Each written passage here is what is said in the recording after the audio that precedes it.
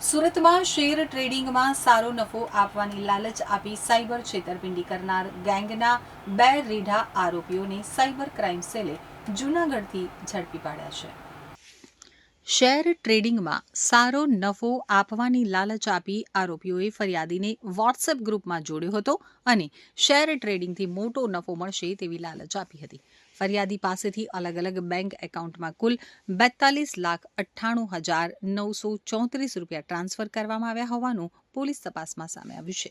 આ મામલે Surat cyber crime સેલે ટેકનિકલ વર્કઆઉટ હાથ ધરી જૂનાગઢમાંથી આરોપી ગૌતમકુમાર પ્રવીણભાઈ લાઠીગરા અને સચિનકુમાર હરસુખલાલ દલપતરાય ટિંડાને ઝડપી પાડ્યા છે.